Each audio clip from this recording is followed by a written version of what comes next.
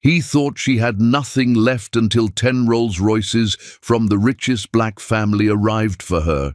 I love you, but I am very upset today. YouTube is also pushing us down, not showing my stories to you.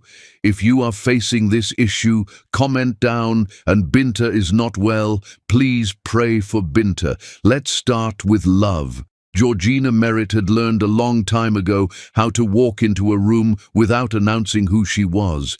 It helped that most people at the gallery that night weren't looking for her.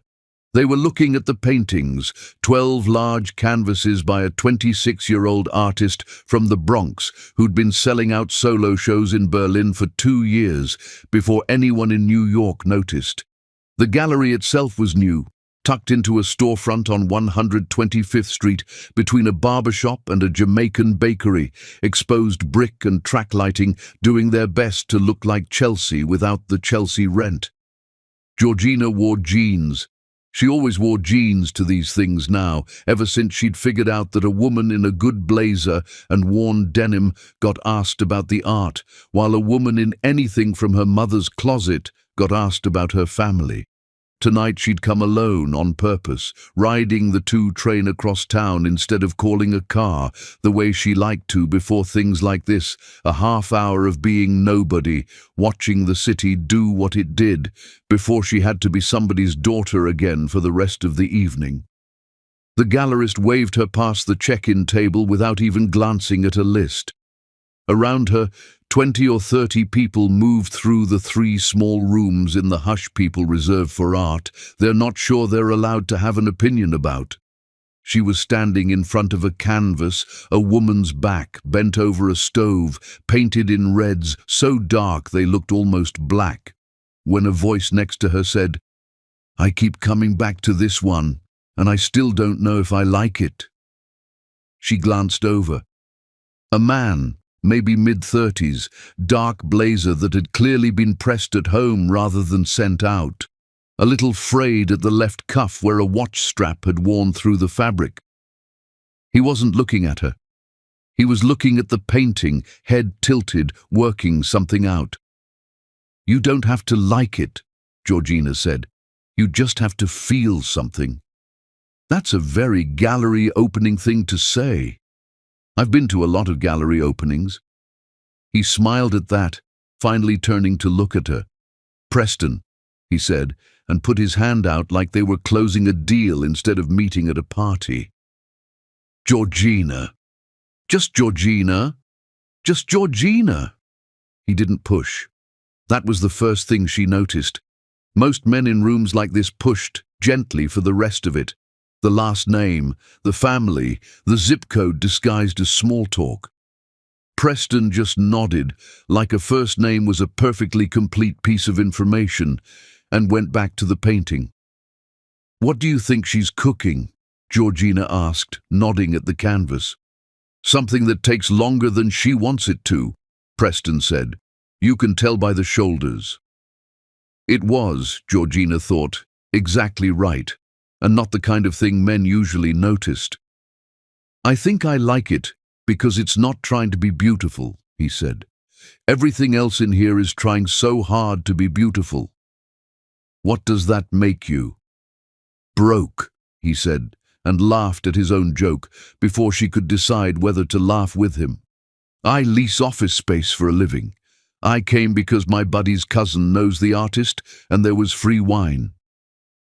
It was such an unglamorous thing to admit, in a room full of people quietly performing how unbothered they were by money, that Georgina felt something in her chest loosen a little.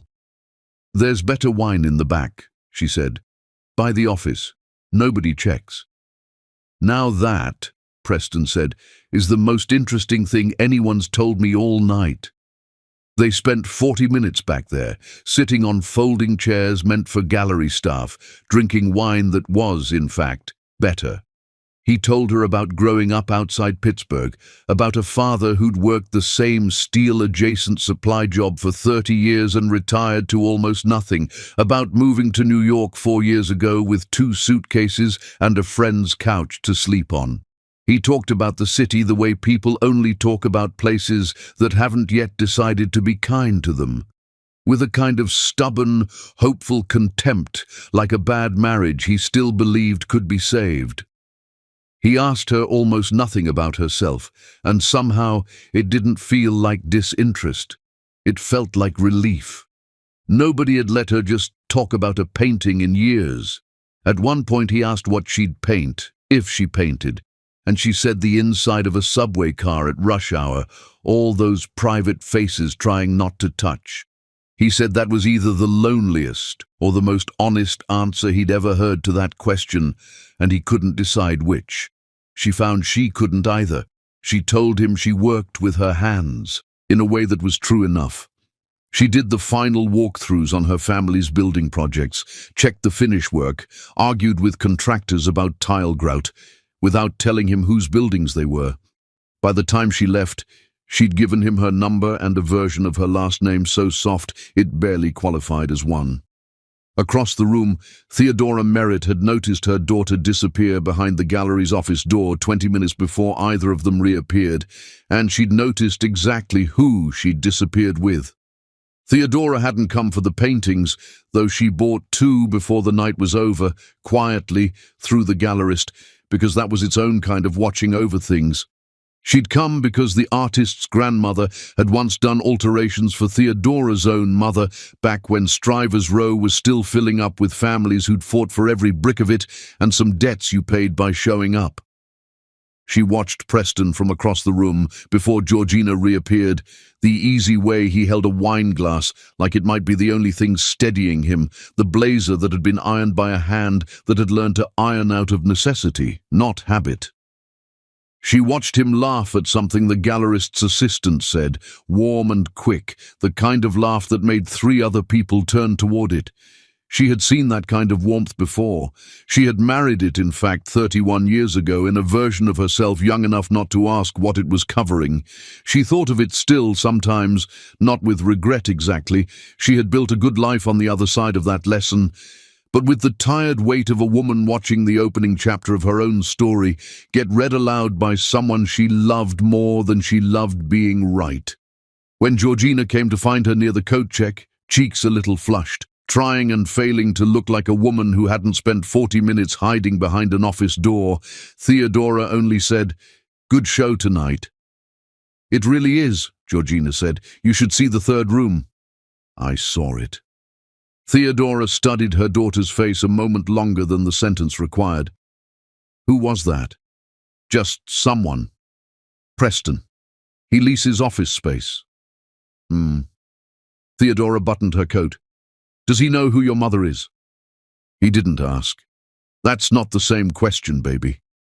Georgina laughed it off in the car, the way she'd been laughing off her mother's quiet warnings since she was 14 years old, and Theodora let her, because there was nothing yet to actually warn her about, just a feeling, old and precise, the kind that came from 31 years of watching men in good but not good enough blazers work a room like they'd been born knowing how. At the brownstone, under the porch light that had burned the same warm gold since Georgina was a girl learning to ride a bike on the row, Theodora kissed her daughter's cheek and said only, "Bring him to dinner sometime. Let us all get a look at him." It sounded like an invitation. It was closer to a summons. Georgina's father was in Lagos that week, closing something he wouldn't discuss over dinner even when he was home, and some part of Georgina was relieved he wasn't there yet to weigh in. Relieved and a little ashamed of being relieved. Upstairs, in the room she'd had since she was 9, Georgina sat on the edge of her bed with her shoes still on and read Preston's first text 3 times. "That was the best 2 hours I've had in this city in a long time. Georgina, no last name, I hope you're real." She was real. That was the whole point of tonight, of every gallery opening and coffee shop and subway platform, where she introduced herself as just a woman who liked art and worked with her hands. For a few hours, she'd gotten to be exactly that. Nothing more, nothing owed. She thought about the version of the evening her mother would eventually hear, filtered, incomplete, missing the 40 minutes on the folding chairs, and the version she was keeping for herself, which was really the only version that had happened. She typed back, I'm real. Ask me again sometime and I might tell you my last name."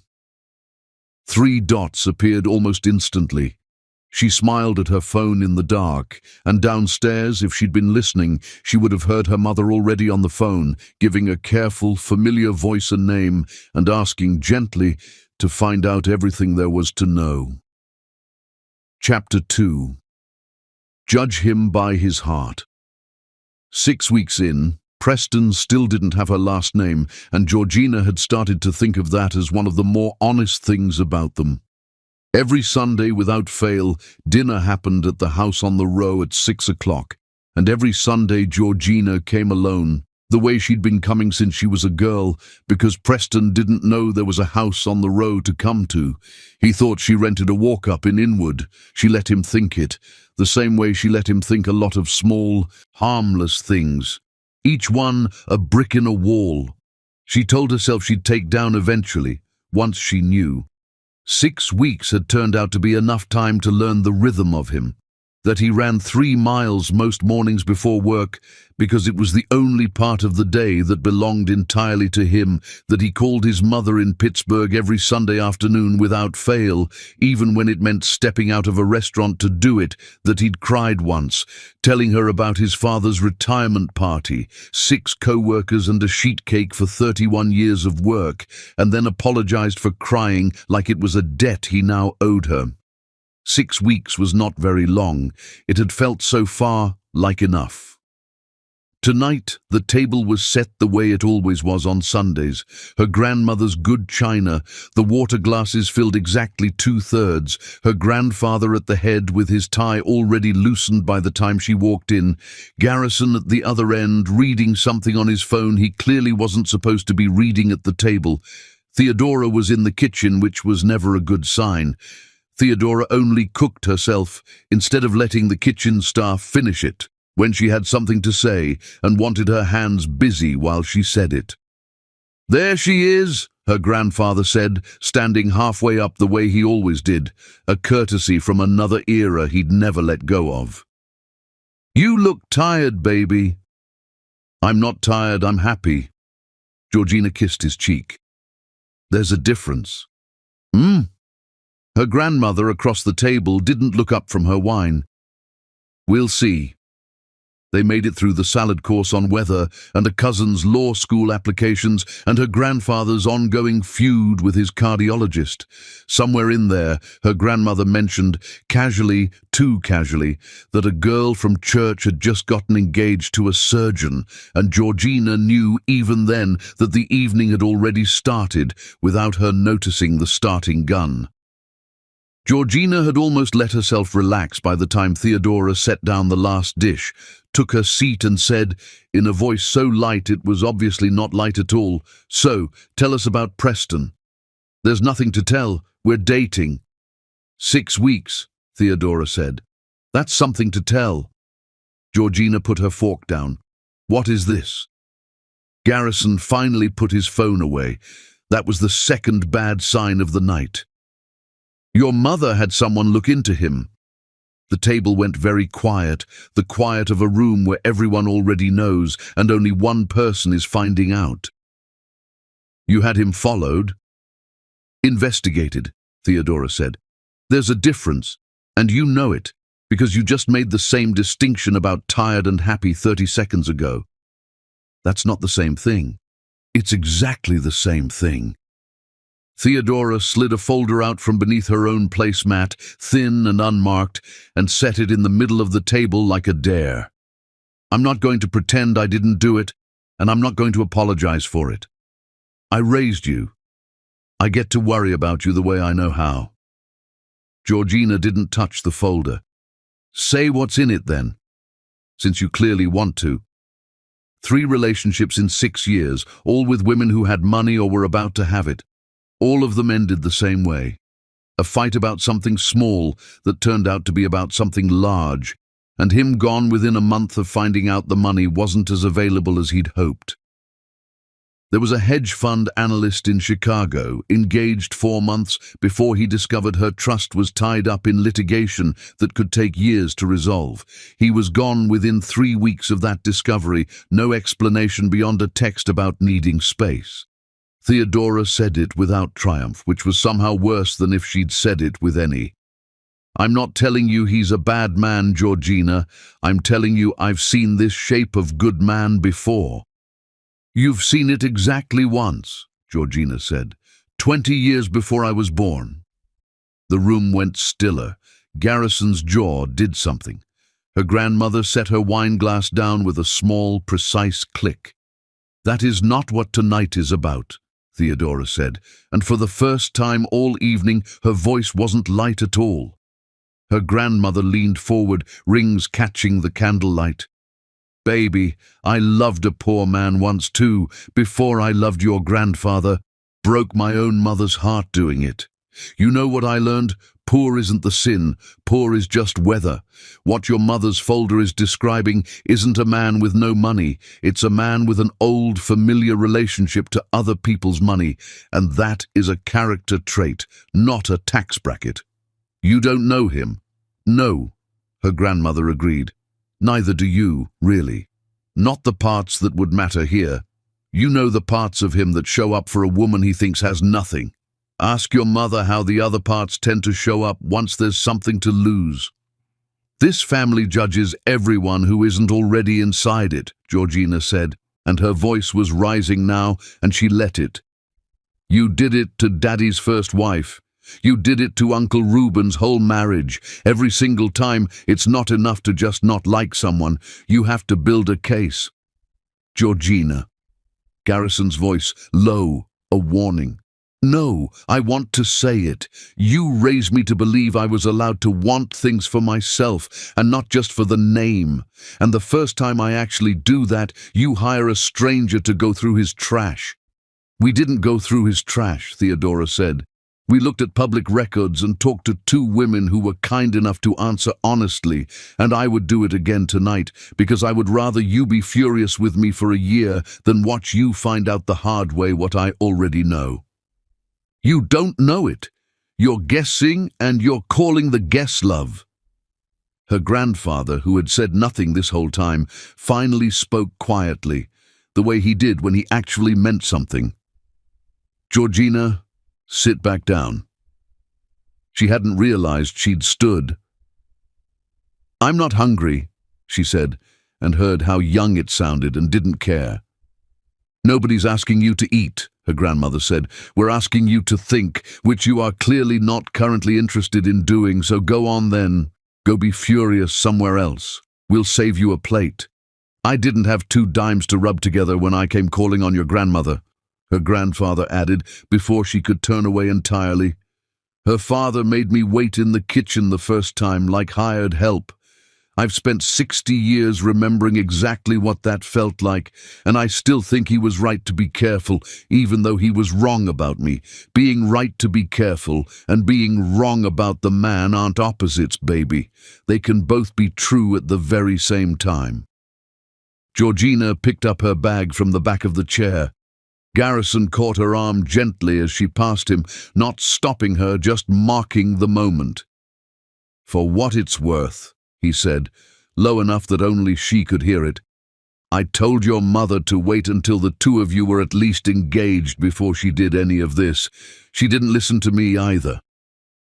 It wasn't an apology. It wasn't nothing. At the door, Theodora's voice caught her. Not sharp now, just tired. "I'm not trying to take him from you." "You already tried," Georgina said. "You just did it before he ever got the chance to prove you wrong." She let the door close behind her, harder than she meant to, and stood on the stoop in the cold for a full minute before she trusted her hands enough to call a car. Inside, nobody moved for a while. Her grandfather refilled his wine without being asked, which was its own kind of comment. Garrison stared at the folder like it had personally betrayed him. Only Theodora looked toward the closed door instead of the table, as though Georgina might still be standing on the other side of it, close enough to hear whatever came next. Finally, her grandmother picked her fork back up, considered the folder still sitting untouched in the center of the table, and said to no one in particular, "Well, she got the temper from somewhere." She resumed eating, because in that house, dinner still had to happen, even on the nights it went badly. Especially, Theodora thought, watching the folder no one had opened on the nights it went badly. Chapter 3. Everything I'd Lose. Garrison found her 3 days later in the library at the Foundation offices on Lenox Avenue, going through renderings for a community health center the family had been funding since before Georgina was born. The center would open in the spring, 4 floors on a lot that had been a parking structure for a decade before that, and Georgina had spent the better part of 2 years making sure the pediatric wing had windows facing the park instead of the avenue. A detail so small no one but her would likely ever notice it, and important enough to her that she'd once threatened to walk off the project entirely over it. He didn't call ahead. He never did when he actually wanted to talk to her instead of just discuss her. "You're still doing the walkthroughs," he said from the doorway. "Even now. The building doesn't care that I'm angry at my mother." He came in and sat across from her, in the chair he always sat in, the one with the worn left arm from 30 years of him doing exactly this. "I'm not here about your mother." "No," Georgina said. "You're here about you." Garrison didn't deny it. He rarely did, which was, she had to admit, one of the more bearable things about him. "I built the trust structure for this foundation myself," he said. "You know that. What you might not know is I built it, so your name comes off the board the day you marry someone the family hasn't vetted and approved, not the money. The money's yours regardless. Your grandmother made sure of that decades ago. Whatever else happens, but the seat, the vote, the thing you actually care about, unless I've badly misjudged you for 29 years. Georgina set down the rendering. "You're threatening my job. I'm telling you the mechanism. There's a difference, and you're the one who taught your mother that distinction Sunday night apparently, so I assume you'll grant it to me too." She almost smiled, despite herself. "Almost. You built a rule that punishes me for who I love. I built a rule that protects 60 years of work from being handed by proxy to whoever you happen to be in love with in a given year. That's not the same thing, and if you think about it honestly for 1 minute instead of defensively, you'll see it. I don't need the seat. Everyone needs the seat until they don't have it," Garrison said. "Then they need it very badly, usually right around the time they're raising children on a strip mall paycheck and calling their mother collect." "That's cruel." "That's specific," he said. "I can be cruel if you'd prefer it. I'm choosing specific, because I love you enough to actually tell you what this costs instead of just yelling that it costs something. Your cousin did exactly what I'm describing in case you've forgotten. 9 years married to a man who told her the co-op didn't matter, and when it ended, she came back to this family asking for the very thing she'd walked away from at 26. Except now she was 39 and starting from a debt instead of a foundation. You could just trust me. I do trust you. I don't trust 6 weeks. Those are 2 different amounts of trust for 2 different situations, and you're smart enough to know it, even while you're angry at me for saying so."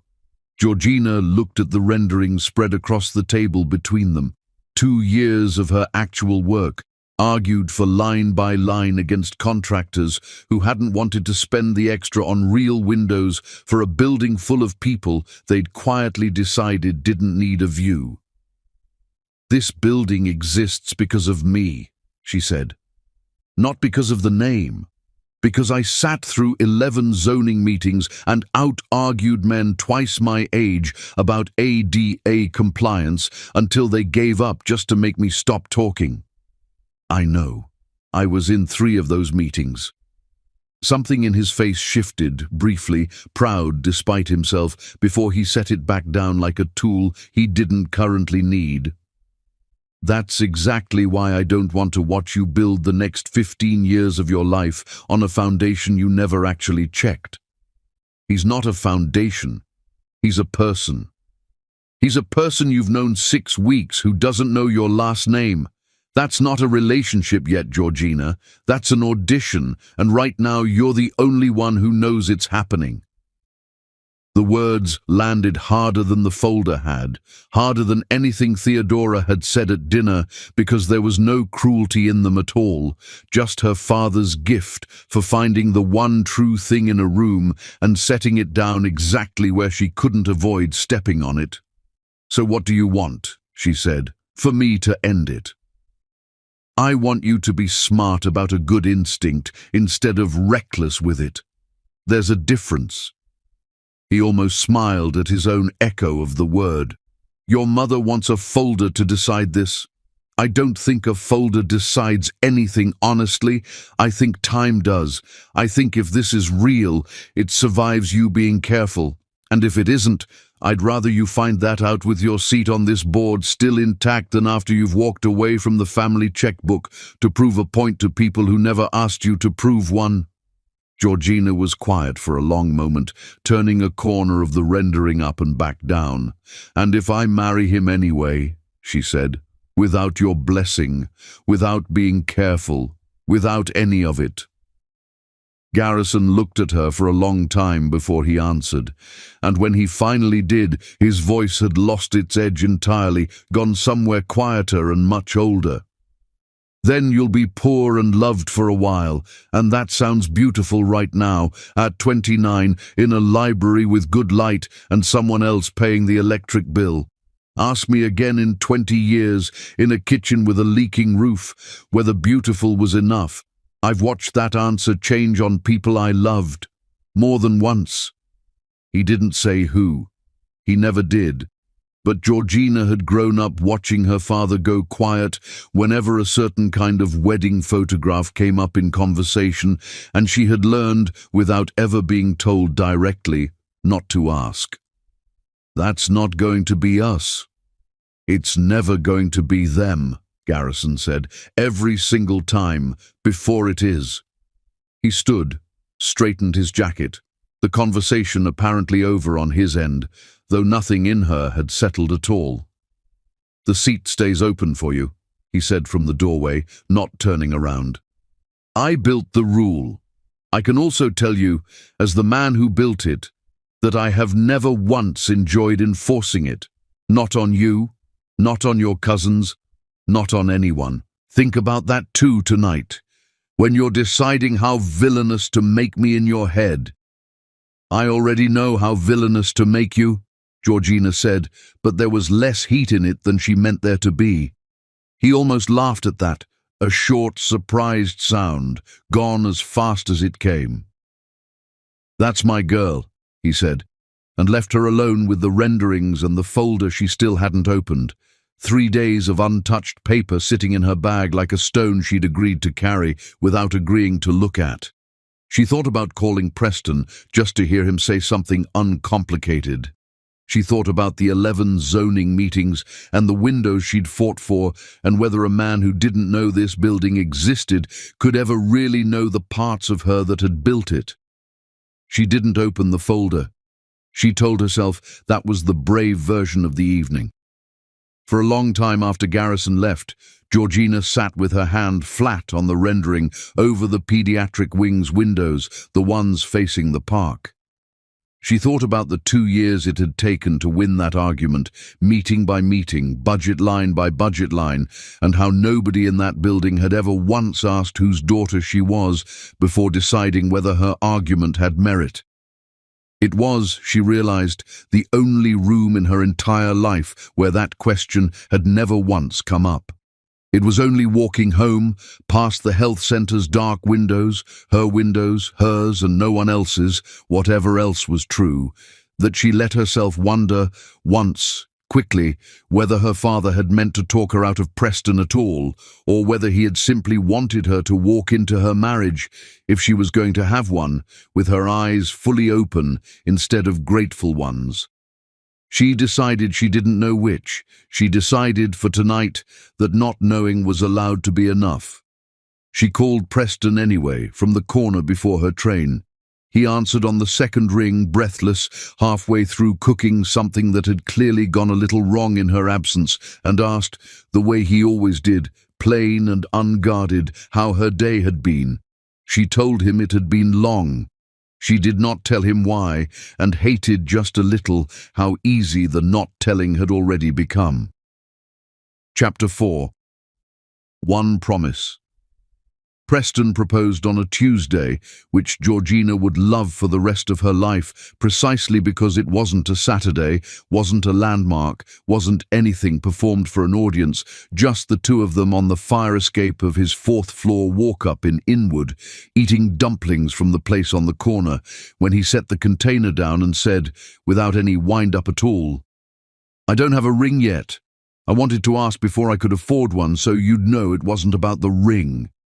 She said yes before he finished the sentence. Afterward, they sat on the fire escape until the dumplings went fully cold and neither of them cared, Preston running through logistics with the seriousness of a man who had clearly rehearsed none of this and was discovering the shape of it out loud. Where they'd live, whether her landlord in Inwood would let two people stay in a one-bedroom, whether his mother could afford the bus ticket from Pittsburgh on short notice, or whether he should just wire her the money and call it nothing. Georgina listened to him build an entire modest future out loud, brick by careful brick, and said yes to every version of it, and thought, with a small twist of guilt she didn't examine too closely, how strange it was to watch a man plan a wedding around a budget that wasn't real. She didn't tell anyone for 2 full days, which was, for her family, an almost unheard-of silence. She spent those 2 days doing ordinary things with an extraordinary fact sitting underneath them. Grocery shopping, a work call about the health centre's plumbing contractor, a manicure she barely registered getting, turning a question over and over without quite deciding how to ask it. Not whether to marry him. That part had never once wavered. The other part.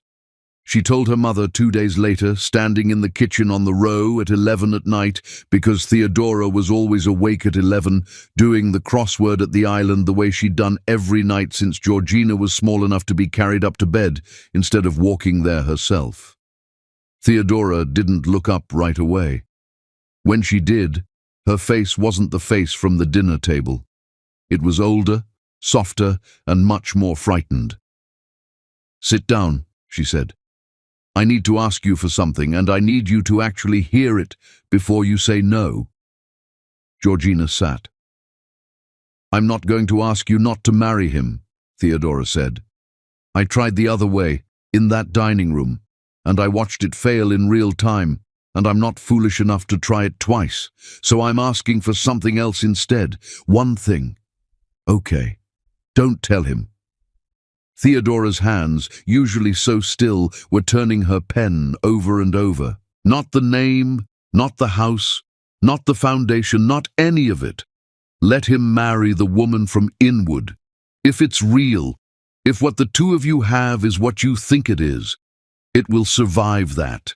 It will survive small before it ever has to survive large. And if it isn't real, baby, I would so much rather you find that out while you can still walk away with your name intact, before there's a ring on your finger that came from someone using it as a key. You want me to lie to my husband for the rest of our marriage. I want you to test it once, honestly, before you commit your whole life to trusting a result you never actually checked. Theodora set the pen down. I did this too. I don't think I've ever told you that. Georgina went still. Your father knew exactly who I was from the first month.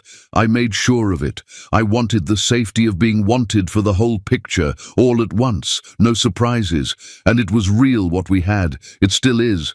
But I have spent 31 years wondering some nights what I would have found out if I hadn't made it quite so easy for him to know.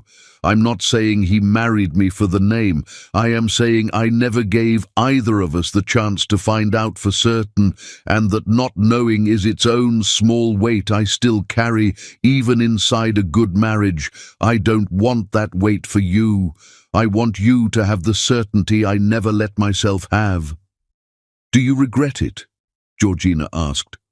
Telling him. No. Theodora didn't hesitate. I regret that I'll never know the answer to a question I made sure never got asked. Those are different regrets. I'd like you to have the chance to end up with neither one. And if he fails, Georgina said quietly, if I do this and he turns out to be exactly who Mama's folder said he was, then you'll know before the second decade instead of after it, Theodora said, and you'll know because you were brave enough to actually test the thing you were building your whole life on, instead of just hoping it would hold. Georgina thought of Preston on the fire escape, dumplings going cold, no ring, no wind-up, just the plain fact of wanting her before he could afford to want her comfortably.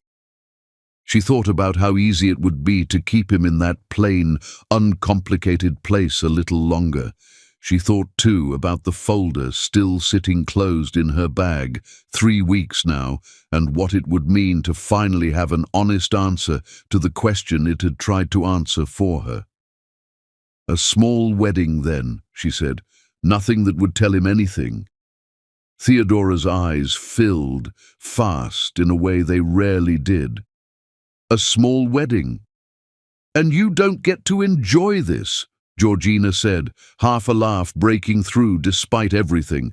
You don't get to sit there looking relieved. What you did with that folder is still not okay. I know.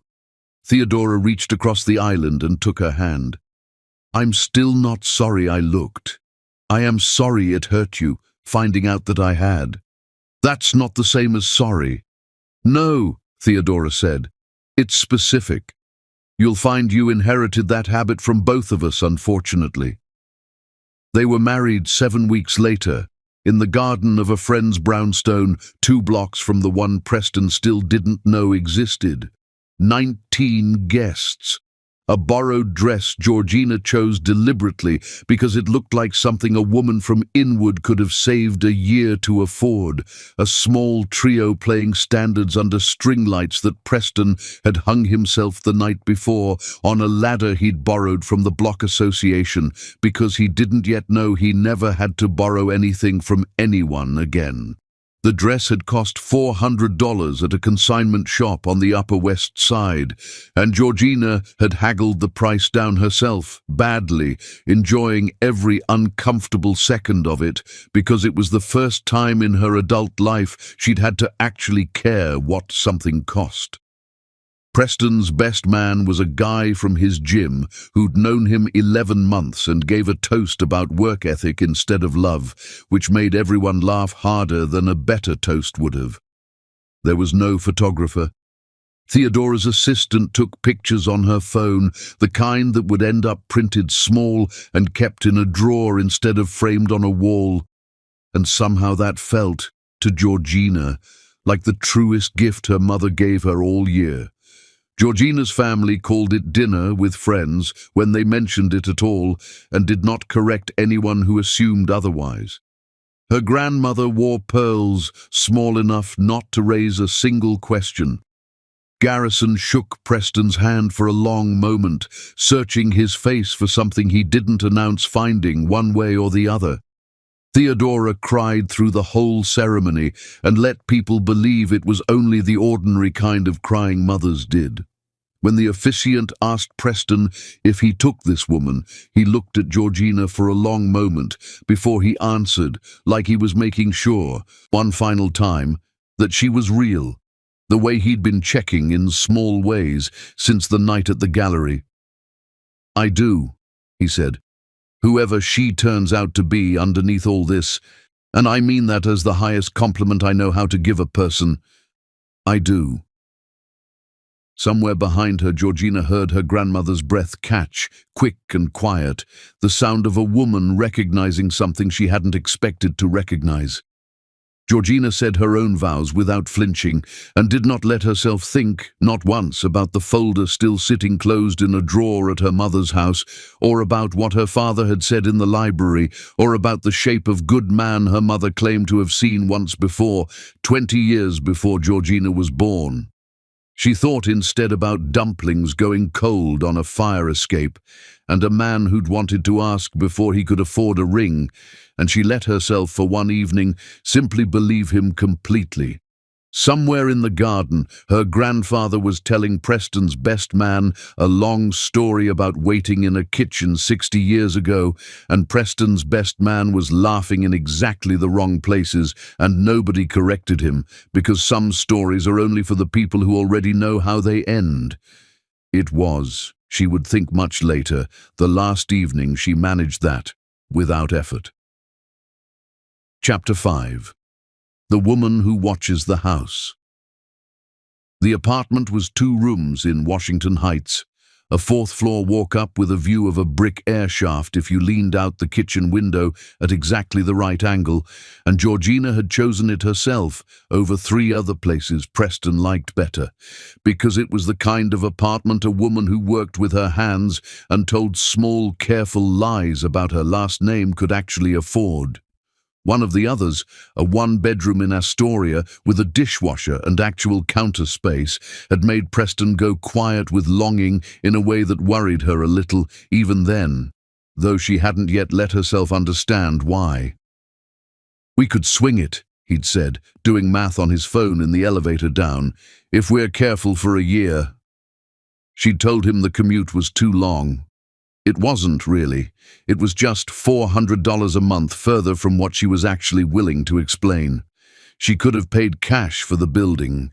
She thought about that some nights, lying next to Preston in the dark, doing arithmetic she'd promised her mother she wouldn't do out loud.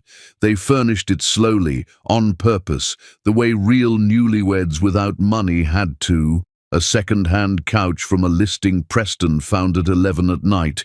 A kitchen table with 1 wobbly leg that Preston shimmed with a folded matchbook and refused to let her replace because fixing it himself had become, in some small unspoken way, the thing he was proudest of in the whole apartment. Georgina let him be proud of it. She was learning, 6 months into this, that letting him be proud of small things was one of the ways she loved him best, and also one of the ways she lied to him most completely. She had not expected marriage to feel like this kind of arithmetic, not the money itself, which she genuinely didn't miss in any way that cost her sleep, but the constant small calibration of what a woman from Inwood would say, would want, would notice. She caught herself, more than once, almost recommending a contractor her family had used for decades, almost mentioning a restaurant she knew only because her father had funded its opening. She was learning her own disguise by wearing it, the way an actor learns a role only fully once the run has actually started, and some nights the effort of it exhausted her more than anything Preston said or didn't say. They fought once, gently, over a lamp. A good one. The kind that would have lasted 20 years, $40 more than the one Preston wanted from the discount place on Dykeman. Georgina let him win. She told herself it was generosity, the kind any wife might extend a husband who cared about a lamp and didn't examine until much later how much of her married life was already becoming an exercise in letting him win small, containable things so she would never have to explain the large ones. The knock came on a Tuesday, 10 days after they'd moved in. Georgina opened the door to a woman in her 50s, sturdy and unhurried, a canvas bag over one shoulder and a look on her face like she'd already decided the apartment needed her before she'd even stepped inside it. "Birdie," the woman said by way of introduction, "your mother sent me. My mother sent you. To help you settle in, curtains, shelf paper, that kind of thing. She said you'd fight me on it, and she was right. I can see it on your face already, so let me save us both some time." Birdie stepped past her into the apartment without quite being invited, the way people do when they've decided the invitation is a formality. "I do this. It's a business. Your mother's paying for it, same as she'd pay for anyone's housewarming gift, and if you send me home, she'll only send someone else next week who isn't half as good at hanging curtains straight." She was, in fact, extraordinary at hanging curtains straight.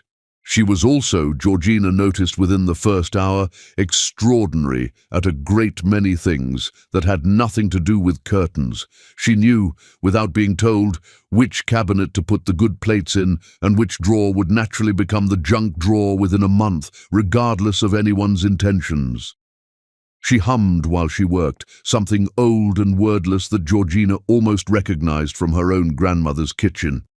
By the time she left that first afternoon, the apartment looked less like 2 rooms 2 people had recently moved into and more like somewhere people actually lived, and Georgina sensed, with a small, unsettled feeling she couldn't quite name yet, that this was probably exactly the point.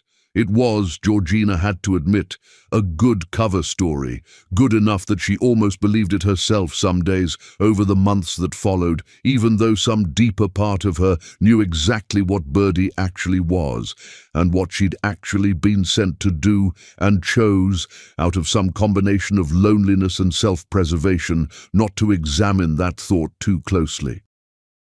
Preston liked Birdie immediately, which made everything both worse and easier at the same time. He liked that she called him young man and corrected his shelf-hanging. He liked that she brought banana bread on Thursdays for no announced reason.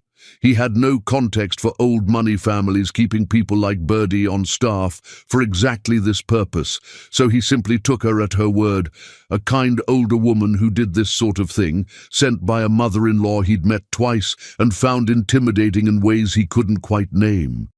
"Your mom's intense," he said one night, folding the curtains Birdie had hemmed that afternoon. "In a good way, I think. She worries." "About what? You seem like the most put-together person I've ever met." Georgina almost told him then. She felt the shape of the truth rise up in her chest, the whole soft, complicated architecture of it. And then Preston said, in the same easy tone, "Anyway, Devon from work just closed on a place on Central Park West. Can you imagine? 29 years old." And the moment closed itself back up before she'd even decided to open it. "That's nice for Devon," she said. "It's not nice, it's obscene. Nobody makes that kind of money legitimately at 29. He said it lightly, a joke, mostly. But there was something underneath the joke that Georgina hadn't heard from him before. Not quite envy, not quite anger, something adjacent to both. "Must be nice, is all I'm saying. Some people just get handed things. Some people work for things you don't see." "Sure." He folded the last curtain, set it on the stack, didn't look at her. "Sure, okay."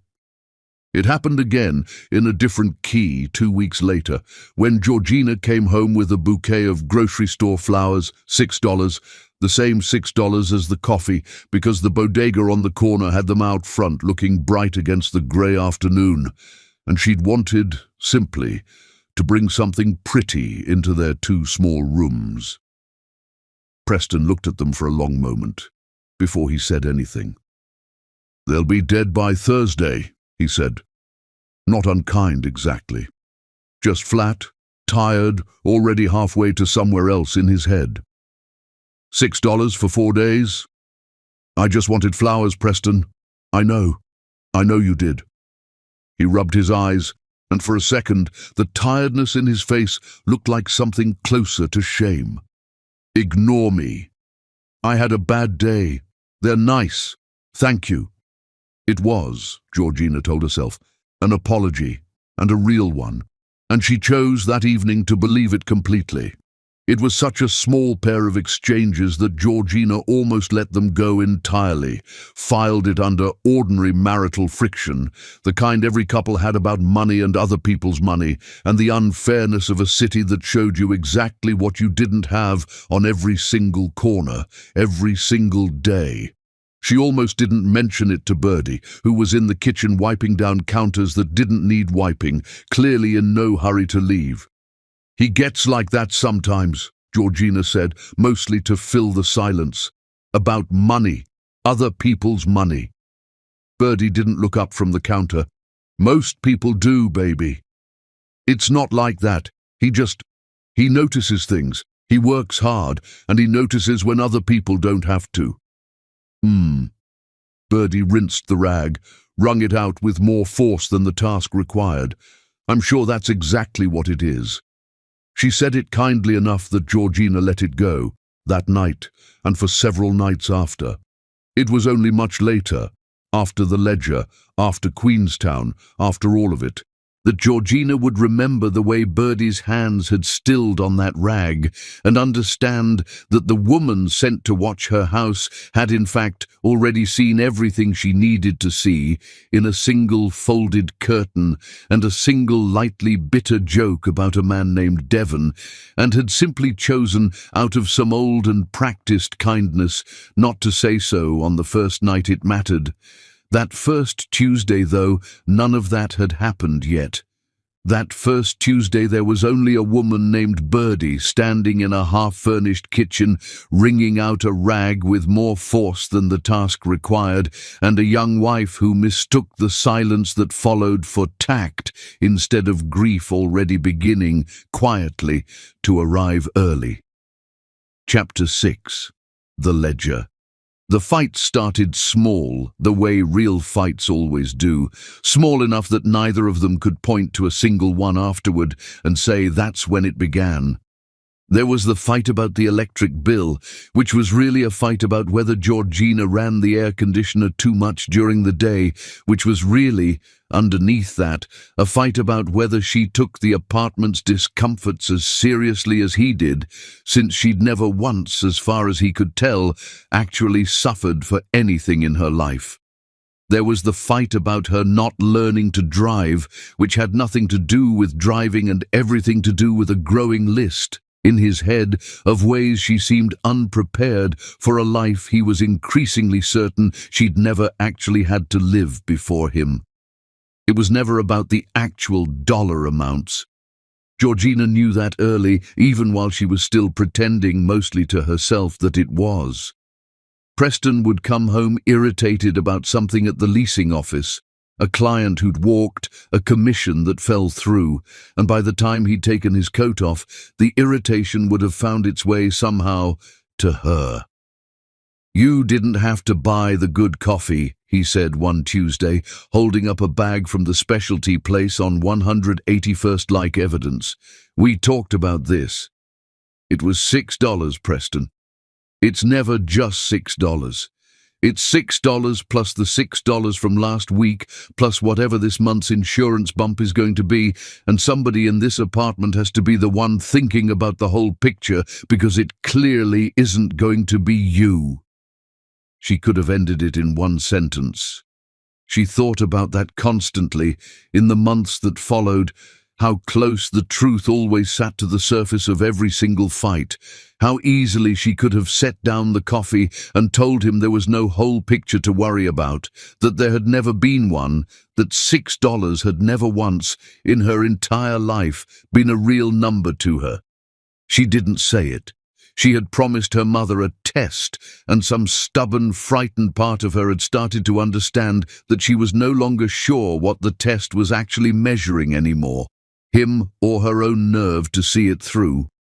His father came up more, that spring, the way old wounds surface when a man is under pressure and looking for a shape to put it in.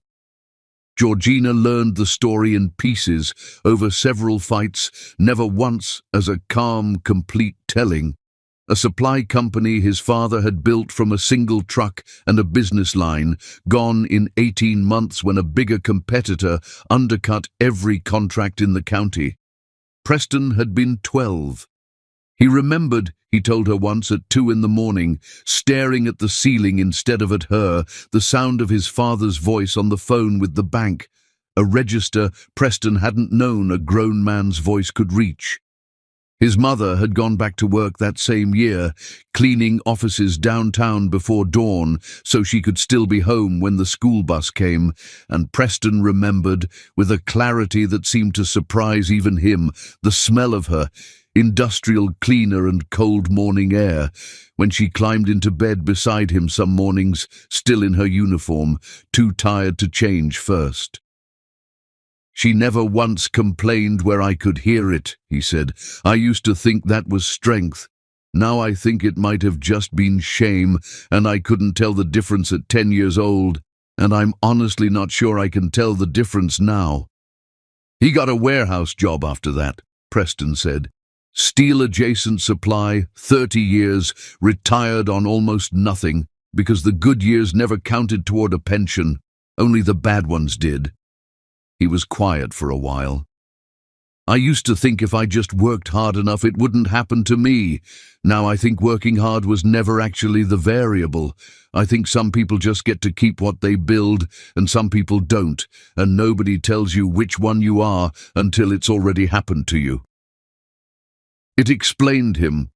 Georgina knew that lying beside him in the dark, felt it with real tenderness even. It didn't excuse the coffee, or the tone, or the flinch that had started to live in her own shoulders whenever she heard his key in the door. The first lie she caught outright was small enough that she never quite forgot the exact wording of it. He said he'd been at a leasing walkthrough until 9.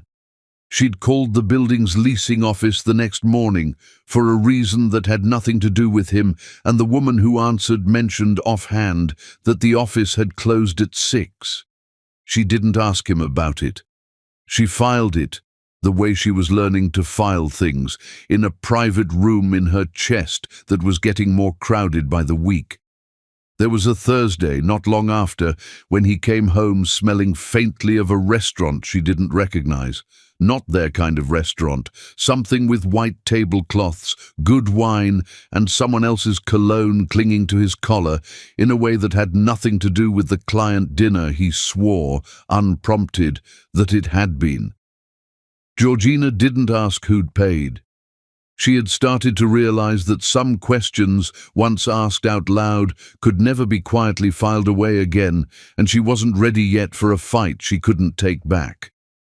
Birdie noticed the room filling. Birdie noticed everything. By then, the new perfume Georgina didn't recognize on Preston's collar one Thursday, faint and expensive and nothing like anything Georgina owned. The phone he'd started keeping face down on the counter, the quality of his cheerfulness on nights he came home late, a cheerfulness that had nothing to do with her and everything to do with somewhere he'd just been. Birdie reported it the way she reported everything, in a phone call from the stairwell where the building's terrible reception forced her twice a month to a woman 4 miles downtown who listened without interrupting and asked every single time whether Georgina seemed happy underneath it. "She seems like a woman convincing herself," Birdie said, that same Thursday, standing in the stairwell with her coat still on. "That's different from happy. I don't know if you want me to keep saying so, but I'm going to keep saying so regardless." Theodora, 4 miles downtown, poured herself a drink she didn't usually pour, 2 fingers of something her own mother had kept for grief rather than celebration, and did not tell Birdie to bring her daughter home. She'd made a promise, too, in her own way, the night she'd asked Georgina to make hers, a promise to let the test run its full course, however much it cost either of them to watch it happen. She drank half the glass, standing at her own kitchen window, looking north toward Washington Heights, as though she could see that far if she just tried hard enough, the phone still warm against her ear. "Does she know?" Birdie asked before she hung up. "That I can hear it in her voice now. The bracing." "She knows something," Theodora said. "She's my daughter. She's always known something before she's let herself know it fully. It's the family curse. My mother had it. I have it. God help her. She's got it worse than either of us, because she's the first one of us to go looking for a way to test it on purpose instead of just waiting to find out." Birdie was quiet on the line for a moment. You could still call this off. Bring her home tonight. Tell her the truth. Let her be angry at you instead of blindsided by him. I could. Theodora looked at the glass again. I think about it every single week you call me, but she asked for this. She looked me in the eye, in my own kitchen, and asked for the chance to know for certain. And if I take that away from her now, to spare myself the waiting, I'm not protecting her. I'm only protecting myself from watching her hurt, which was never actually my job to be spared from. Keep bringing the banana bread, she said before she hung up. Whatever else you do, keep bringing the banana bread. Let that part at least stay simple for her a little while longer. Then she poured the rest of the glass down the sink because grief wasn't useful yet, not tonight, and watched the last of it circle the drain and disappear, and stood a long moment afterward in a house so much larger than the one her daughter had chosen, thinking of her own mother's voice decades ago, offering the same instruction about a different daughter's different unraveling. Keep something simple for her, whatever else you can't fix. She understood it fully now, in a way she hadn't at 29, standing in her own version of that kitchen. Simple wasn't nothing. Simple was sometimes the only thing left to give. Chapter 7. Queenstown Georgina proposed the trip on a Sunday in April, not because she was naive about what was happening to her marriage, but because she wasn't.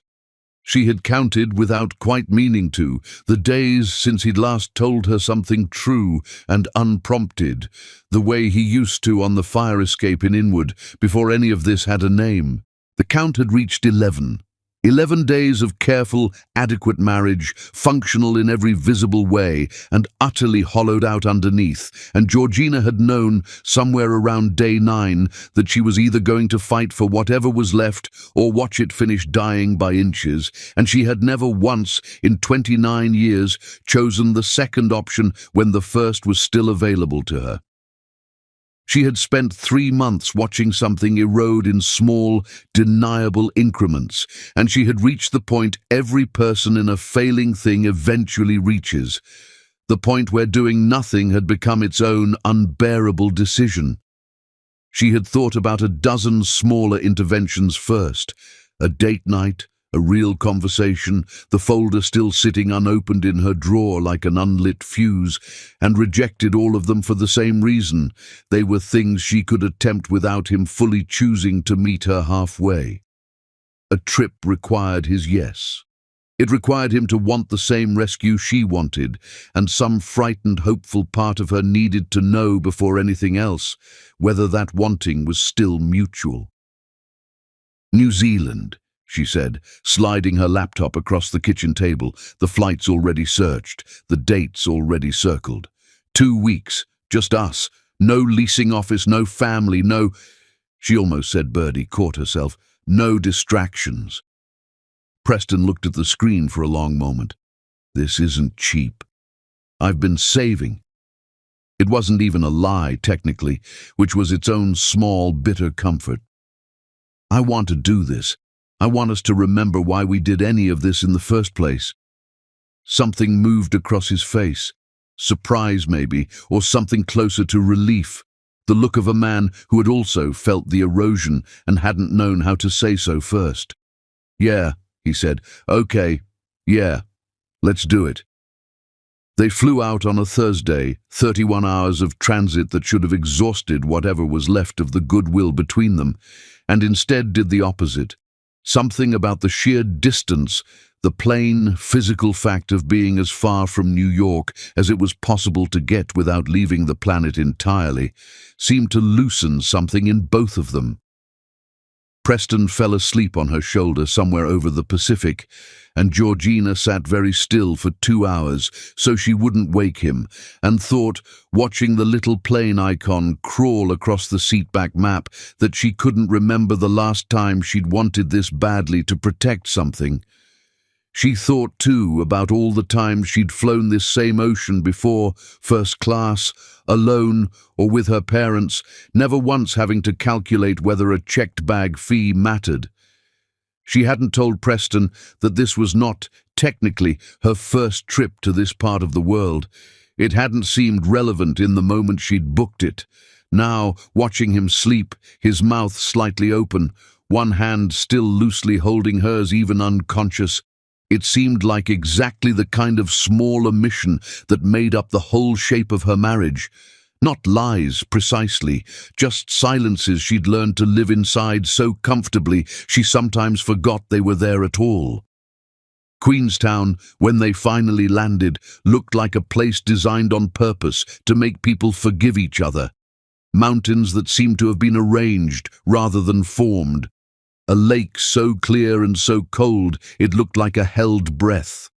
Air that smelled like nothing Georgina had ever smelled in New York, pine and snowmelt and something clean underneath both.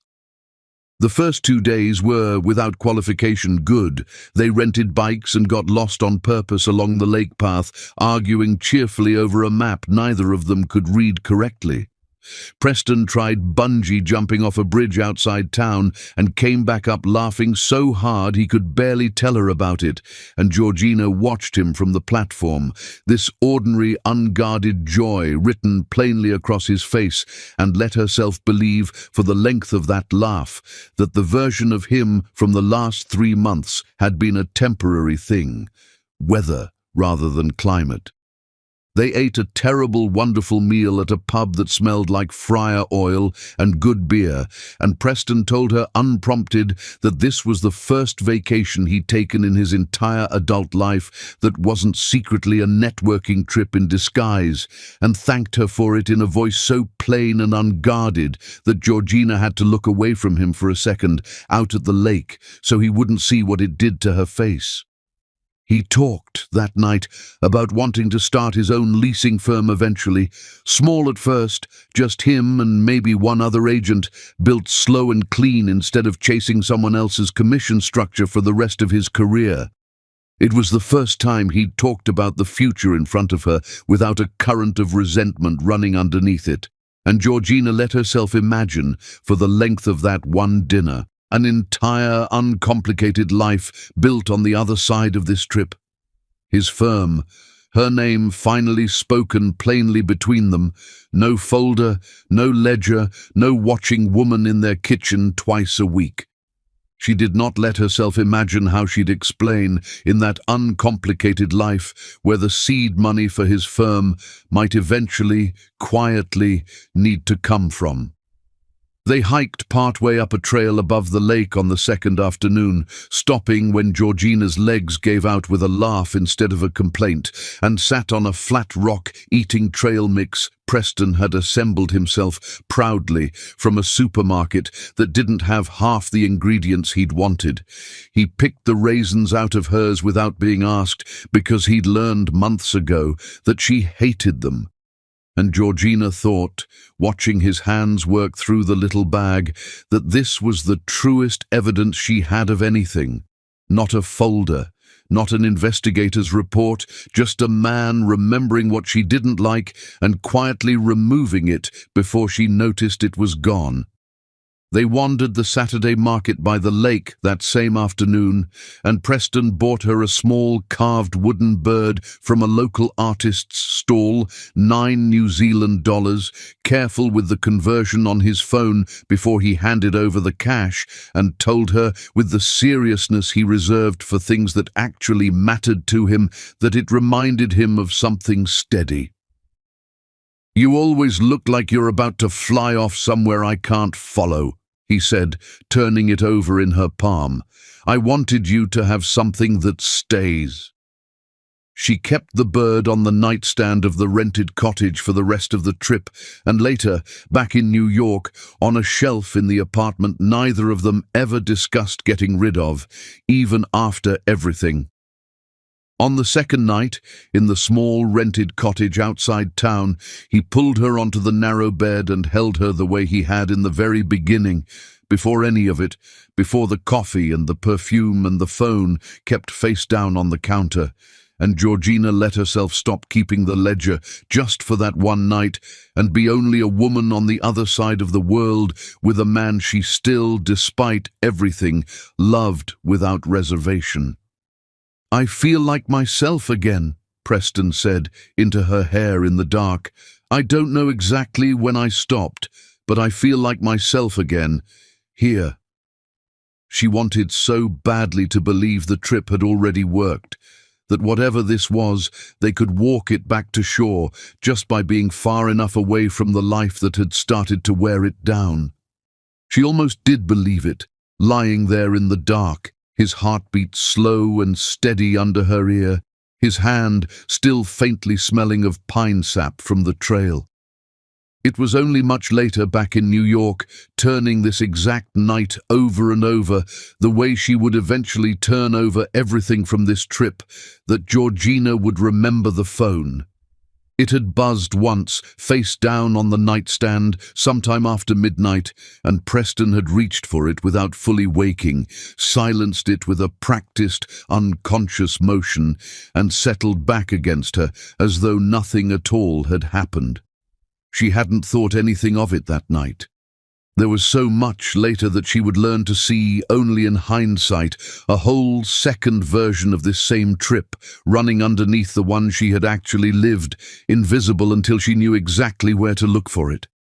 She would learn eventually that Queenstown had not been chosen entirely at random by either of them, that a version of this same trip with someone else had apparently been discussed and quietly shelved months earlier for reasons that had nothing to do with budget. She would learn that the phone he'd silenced so smoothly that night already had a name attached to it, a name she still, even now, refused to let herself hold on to for longer than a single sentence at a time. But that was later.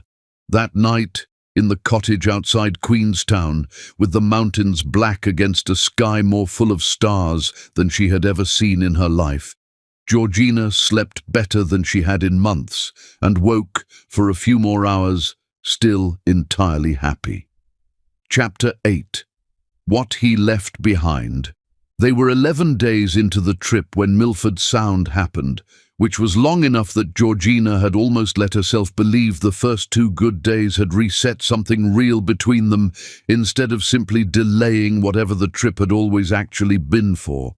The drive out of Queenstown took nearly 4 hours through Fiordland National Park, mountains rising so steep and close on both sides that the road felt like it had been cut through the middle of something ancient and reluctant to let people pass. The days since Queenstown's first bright weekend had gone quietly strange in ways Georgina kept explaining to herself as jet lag, or homesickness, or the ordinary friction of 2 people spending every hour together for the first time in their marriage. Preston had started taking calls outside, on hotel balconies and hostel porches, phone pressed close to his ear, even when the reception was terrible enough that he had to repeat himself 3 times. She had not asked who. She had told herself each time that she would ask tomorrow, and tomorrow had a way of becoming a version of today she'd rather not examine too closely. Preston's phone had been buzzing since breakfast, a rhythm he kept silencing with a thumb that had gotten too practiced at the motion, and by the time they reached the Homer Tunnel, he'd stopped pretending to enjoy the scenery at all. "Everything okay?" Georgina asked at a lookout point, watching him stare at a blank screen like it might still have something to say to him. "It's fine. Work stuff. On a Sunday. Some of us don't get to leave work behind just because we're on vacation, Georgina." He said her name the way he'd started saying it lately, in arguments, like a word he was setting down hard on purpose. "Some of us actually have to think about money while we're spending it." She let it go. She had gotten good over the past several months at letting things go, filing them into the same crowded room in her chest that never seemed to run out of space. The boat cruise through the Sound should have fixed everything, or at least postponed the reckoning a while longer. It was, without argument, one of the most beautiful things Georgina had ever seen, sheer black cliffs dropping straight into water so still it held the mountains twice, waterfalls coming down out of low cloud like something biblical, a pod of dolphins running alongside the boat for 10 full minutes, while 40 strangers cried out in delight in half a dozen languages. A crew member, young and sunburned, pointed out a waterfall with a name Georgina couldn't quite catch over the wind and told them, grinning, that the water was cold enough to stop a person's heart if they were foolish enough to swim in it. Georgina thought, distantly, that there was something almost funny about traveling 14,000 miles to be warned about cold water by a stranger when she'd been standing in colder water than that, metaphorically, for the better part of a year. Georgina cried a little herself, unguarded, forgetting for a moment to check whether Preston was watching. He wasn't. He was on the upper deck, phone held at an angle she recognized immediately as a man trying to read a text without anyone reading it over his shoulder, and something in Georgina simply broke open, quietly, without her quite deciding it would. "Who is she?"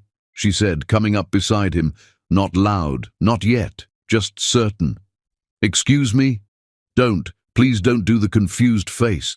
I've watched you do the confused face for months, and I'm so tired of pretending it works on me." It happened fast after that, the way these things always do once the first true sentence gets loose. He didn't deny it, not exactly. He did something worse, which was pivot immediately to blame, his voice climbing with each sentence until the German family 2 feet away had stopped pretending not to listen. "You want to talk about who's been lying," he said. "You've spent our entire marriage acting like I should be grateful for scraps. You think I don't notice how careful you are with money that should be ours? You think I don't notice how you flinch every single time I ask a real question about your family? I don't even know who I married, Georgina. I don't think I ever did.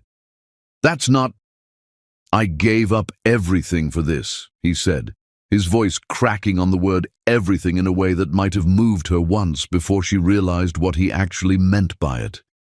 "I could have married someone who was honest with me from day one. I chose you, and you've spent 2 years making me feel like I should apologize for existing next to your money, except you don't even have any, do you? You've just got the attitude of someone who thinks she does." The boat had gone very quiet around them. Georgina became aware distantly of the captain's assistant hovering near the stairwell, unsure whether to intervene. "I want to go back to the hotel," she said, as steady as she could make it. "Fine." They didn't speak again until the parking lot at the visitor center 3 hours later, where their rental car sat alone under a sky that had gone the flat grey that comes right before real rain. Preston stopped at the driver's door and didn't open it. "Give me the keys," Georgina said. "I'm driving." "You've been drinking since the boat." "1 beer." He was already in the driver's seat. "Get in the car, Georgina." She thought about arguing further.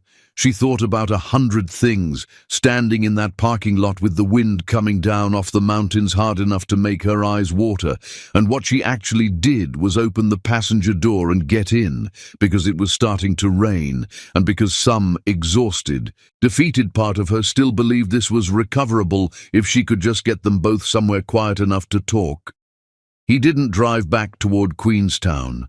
He drove 11 minutes down the access road to a small gravel turnout with a view of nothing in particular and stopped the car and told her to get out. "What? Get out? I need space. I'll come back for you." "Preston, this is insane. We're in the middle of—" He was already reaching across her, opening her door from the inside, and before she fully grasped what was happening, he had her bag out of the footwell too, tossed it onto the gravel beside her, her passport and her phone both zipped inside the front pocket where she always kept them. "I'll come back," he said again, not quite looking at her. "I just need an hour." He didn't come back. Georgina stood on that gravel turnout for 40 minutes before the rain made standing there any longer impossible. And by then, the last of the light had started going out of the sky, and there was no cell signal, and no other car had passed in either direction, and she understood, with a clarity that arrived strangely calm compared to everything her body was doing underneath it, that this was no longer a fight. This was the actual shape of things. She found her passport still zipped in her bag. She did not find her phone or her wallet, and she would realize only later, replaying it, that he must have taken both from the outer pocket in the same motion that returned the bag to her. A small, deliberate cruelty dressed up as an accident. She started walking back toward the main road in the rain, in hiking boots that were not made for 11 kilometers, and she did not cry. Not yet, because crying was going to require a kind of stopping she couldn't afford until she'd found another human being. She counted her steps for a while, a habit left over from childhood, from a mother who'd taught her that counting things was sometimes the only way through a feeling too large to hold all at once. She counted to 400 before she lost the thread of it entirely, somewhere around a bend in the road where the trees opened up just enough to show her how completely alone she actually was. Mountains on every side, no lights anywhere, rain coming down steady and indifferent. She knew in that moment, more clearly than she'd known anything in 2 years, that whatever she had been protecting by staying silent had already cost her more than the money it was meant to protect. It was almost 2 hours before a park ranger's truck found her on the shoulder of the access road, soaked through, and even longer before she was warm and dry inside the Tianao visitor station, wrapped in a ranger's spare jacket, using a borrowed office phone to call the one number she still knew by heart. The ranger, a broad, unhurried woman who introduced herself only as Kath, sat with her the whole time, refilling her tea without being asked, and it was Kath's own laptop, finally, that let Georgina check her email for the first time in 11 days. There were 14 messages from people she knew. The subject lines told her everything before she opened a single one. "Are you okay? Just heard from Preston. Call me. I can't believe you'd just leave him like that." He had landed in Auckland 6 hours earlier. He had already, in that time, called at least 4 mutual friends, and according to the last message in the chain, a lawyer. Georgina sat very still in the ranger station, tea going cold in her hands, and understood that somewhere over the Pacific a version of this story had already started without her, and that she had exactly no way, from a visitor centre in rural New Zealand, to stop it from continuing to spread. Chapter 9. The Family Comes. The number she called from Kath's office phone was not her mother's cell. She'd known with a strange clarity, even in the middle of everything else, that Theodora wouldn't have anywhere quiet enough to hear it ring on a Tuesday afternoon. She called Birdie instead. Birdie picked up on the first ring, the way she always did, as though she'd been sitting with the phone in her lap for 11 days, waiting for exactly this call. Georgina had not expected the sound of that voice to undo her so completely after everything else that had already happened that day, but it did. Something in her chest simply gave way at baby, the same word Birdie had used the very first afternoon in the Washington Heights kitchen, and Georgina had to press the back of her hand hard against her mouth for a moment before she could make herself speak at all. Baby. Just that at first. Then steadier. "Where are you? Tell me exactly where you are, and don't leave anything out, not even the parts that embarrass you," Georgina told her. All of it, in a voice she barely recognized as her own, flat and factual. The gravel turnout and the missing phone and the 14 emails and the lawyer Preston had apparently already called. Birdie didn't interrupt once.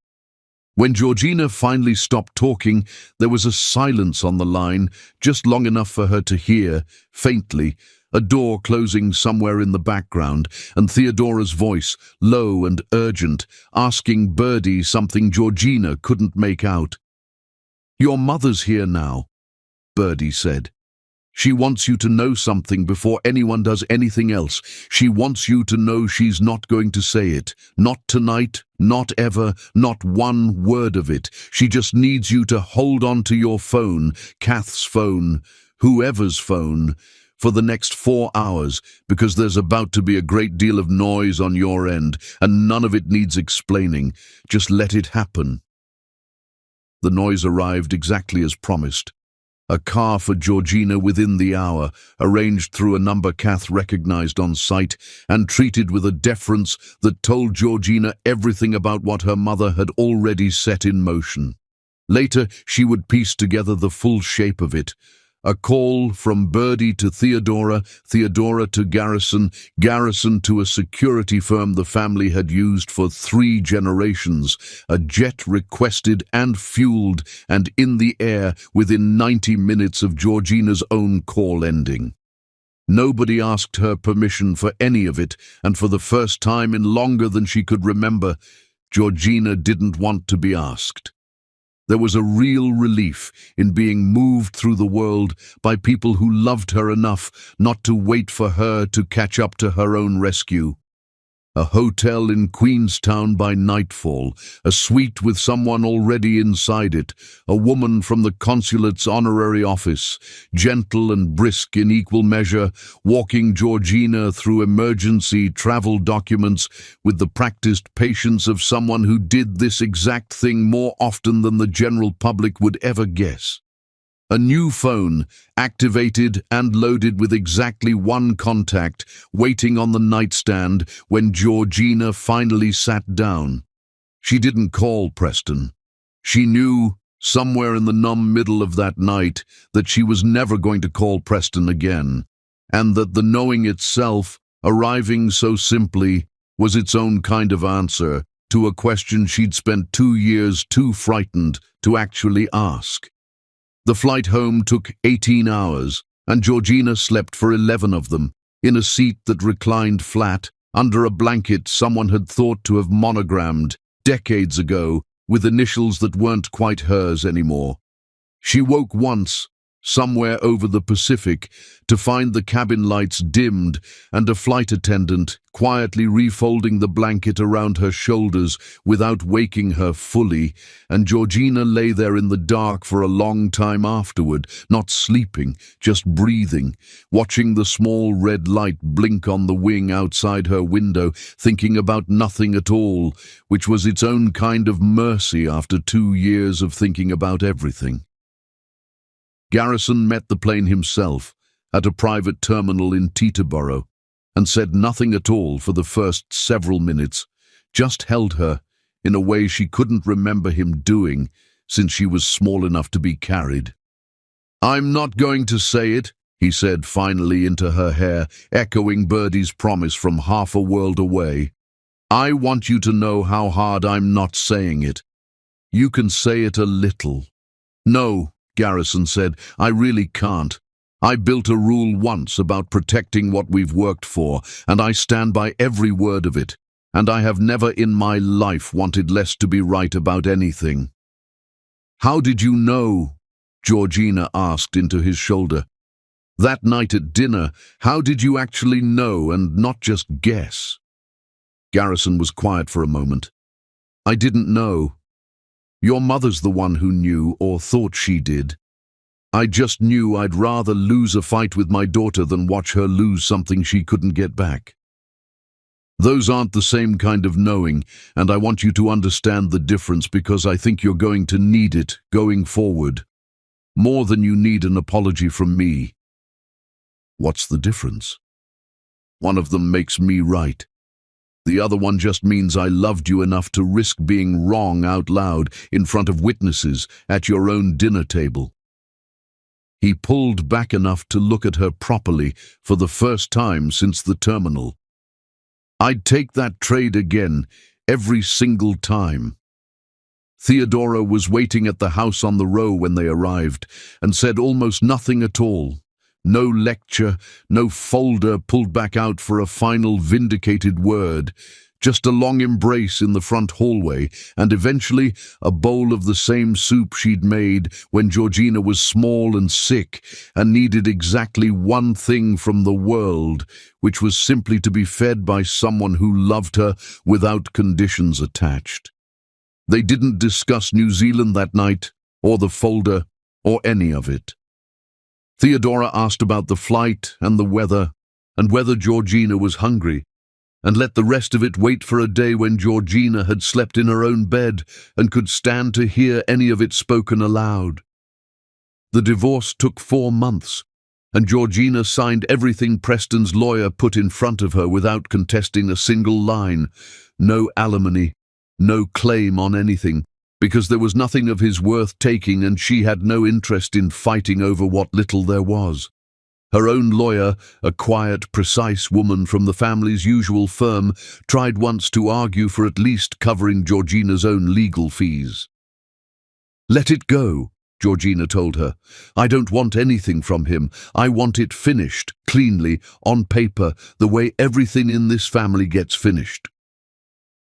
There was a single moment near the end of the process when Preston's lawyer requested a call. Not a negotiation, just, apparently, a message Preston had asked to be relayed, word for word. Georgina let her own lawyer read it to her once in a conference room on the 11th floor and did not ask to hear it a second time.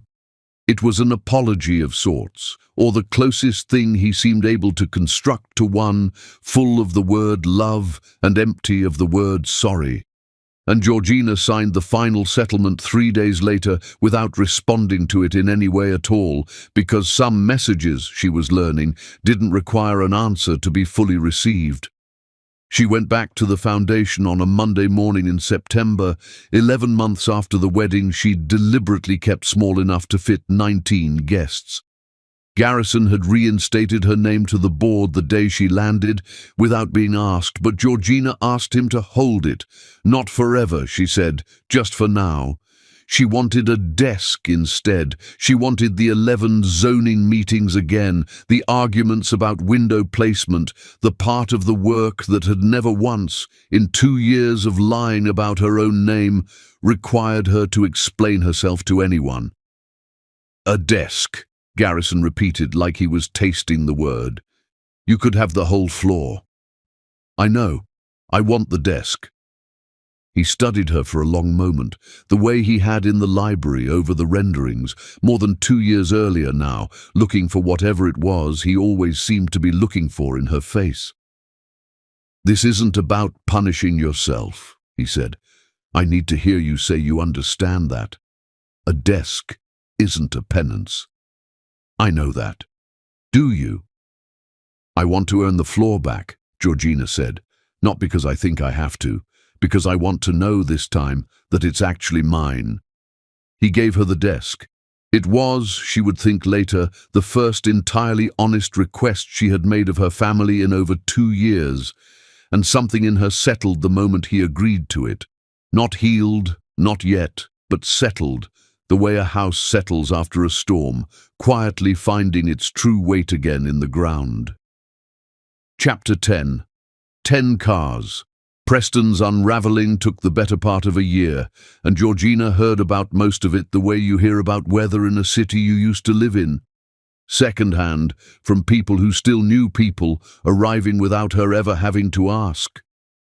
She heard, at various points and from various sources, that he'd tried to get back into his old social circle and found the door quietly closed in ways nobody bothered explaining to him.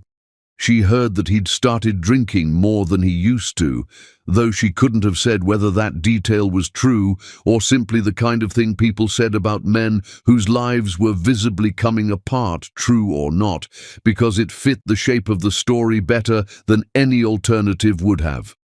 The woman from his office left him first, sometime in the winter, for reasons nobody Georgina knew seemed entirely clear on, though the going theory, relayed to her second-hand at a dinner she barely remembered attending, was that the whole affair had run on the oxygen of being someone's secret, and once there was nothing left to be secret from, it had simply stopped being interesting to either of them.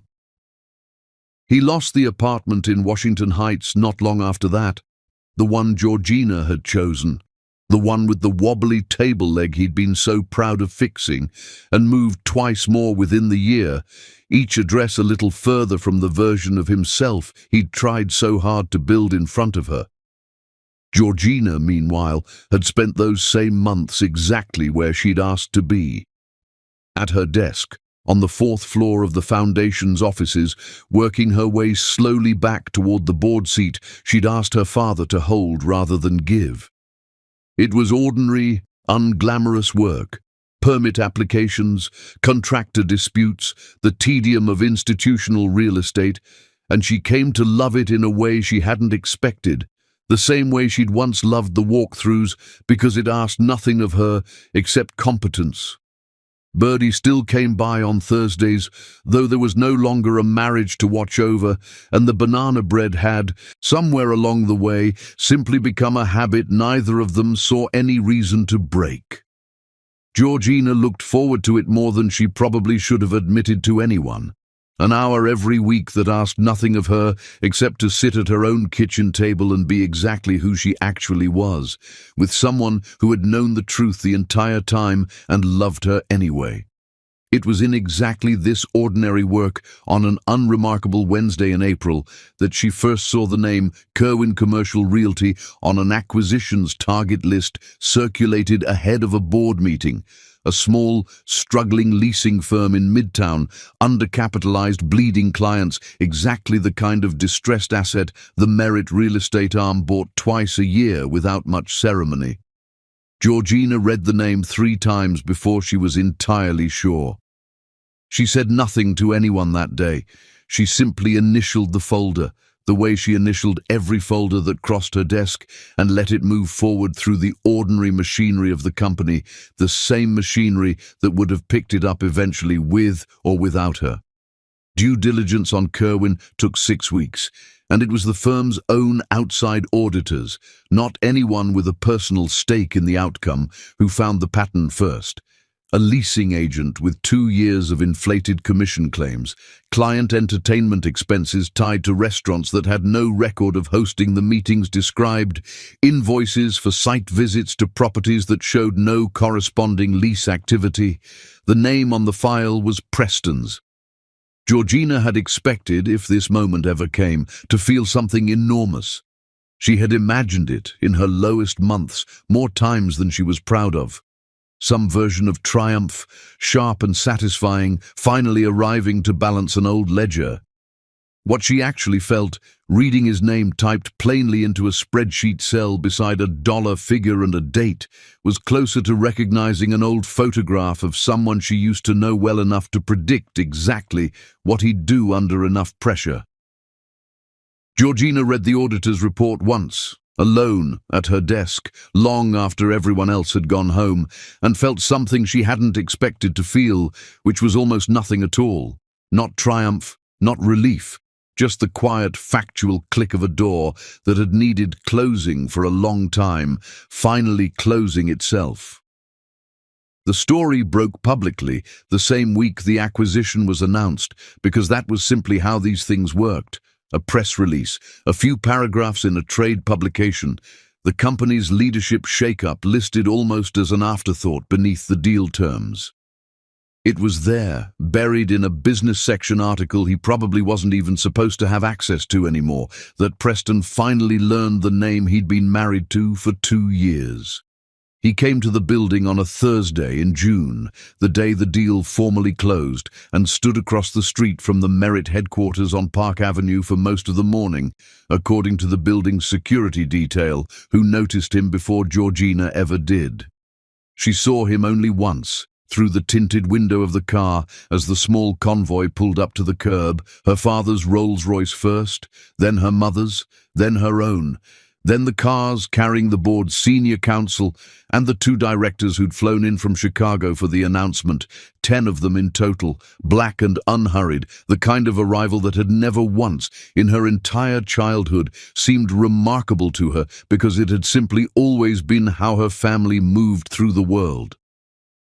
Preston looked smaller than she remembered. That was the only thought she really had, watching him step off the curb toward her car before a member of the security detail, gently, but immovably redirected him back onto the sidewalk. He said something she couldn't hear through the glass. His mouth was shaping her name, she thought, or maybe an apology, or maybe both at once, the two words probably sounding identical after everything that had happened between them. She thought, for one unguarded second, about rolling the window down after all. Not for him, exactly, but for the version of herself who had once sat on a fire escape in Inwood eating cold dumplings, who deserved, maybe, to hear whatever he'd travelled here to say. The thought passed.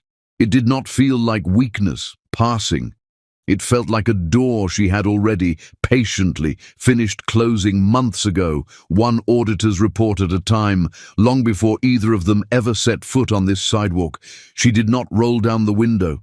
She walked into the building beside her father, past a small crowd of employees and board members and 2 city council members who'd come for the announcement, all of them turning toward her with the warmth reserved for someone who belonged exactly where she was standing, and she did not look back at the sidewalk. Not once, not even at the door. Inside, the lobby had been set up for the announcement with the understated grandeur her family favored. No balloons, no banner, just good flowers and better coffee, and a room full of people who had spent decades learning exactly how much noise real power actually needed to make, which was almost none at all. Garrison found her hand once, briefly in the crowd, and squeezed it, and let go. And neither of them said anything, because there was nothing left by that point that needed saying out loud. It was only in the car afterward, alone, headed back uptown, while the rest of the family stayed for the reception, that she let herself feel any of it at all. Not triumph.